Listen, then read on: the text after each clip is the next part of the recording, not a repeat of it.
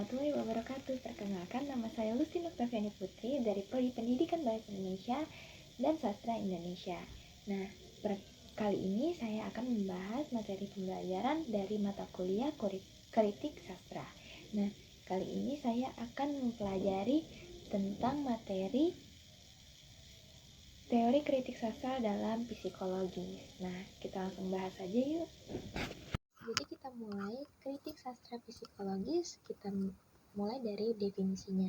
Jadi, definisi dari kritik sastra psikologis adalah sebuah cabang ilmu kajian sastra yang melihat karya sastra sebagai suatu aktivitas dalam melihat gerakan dari kejiwaan seorang pembaca sastra.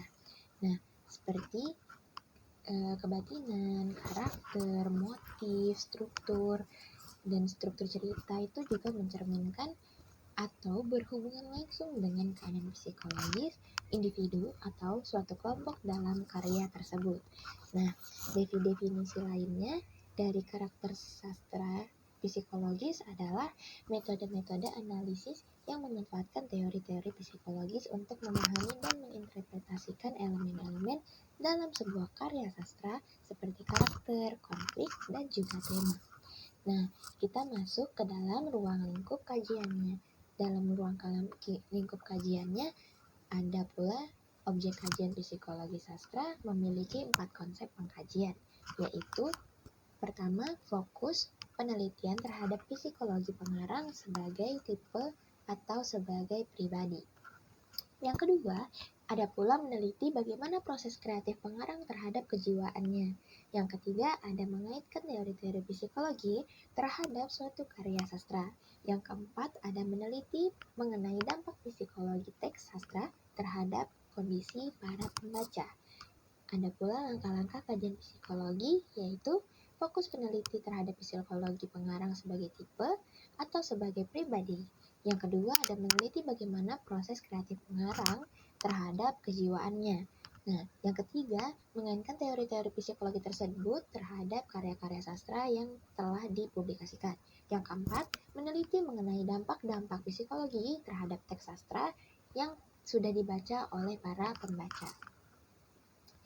Ada pula teknik-teknik kajiannya, yaitu 1. Pendekatan psikologi sastra menekankan kajian keseluruhan, baik berupa unsur intrinsik maupun unsur ekstrinsik, yaitu hal-hal yang berada di luar cerita itu sendiri. Yang kedua, ada pengkajian masalah tema karya. Yang ketiga, ada juga konflik-konflik perwatakan tokoh perlu dikaitkan dengan alur cerita yang ada.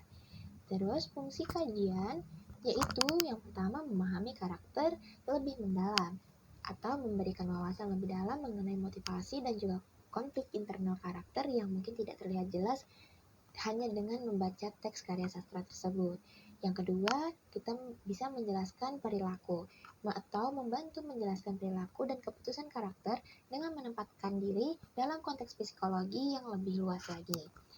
Lalu ada juga fungsi kajiannya, yaitu fungsi kajian yang selanjutnya yaitu menggali tema psikologis atau identifikasi dan menjelaskan tema-tema psikologis yang mendasari cerita seperti trauma, identitas, dan juga pertumbuhan pribadi dan lain-lain. Yang keempat, ada meningkatkan pembacaan kritis, yaitu memperkaya pemahaman dan analisis sebuah teks karya sastra dengan pendekatan yang lebih kompleks dan juga terstruktur. Lalu,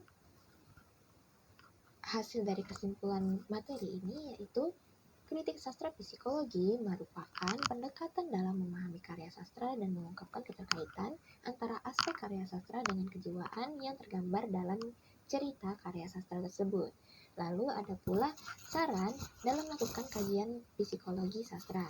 Penting untuk menjaga ketelitian dan juga menganalisis dan memfokuskan penelitian pada objek karya sastra yang sudah ditentukan, serta menekankan pentingnya keseluruhan unsur karya sastra agar tidak terjebak pada penggunaan teori psikologi semata. Jadi itu saja yang dapat saya jelaskan dalam materi ini. Terima kasih.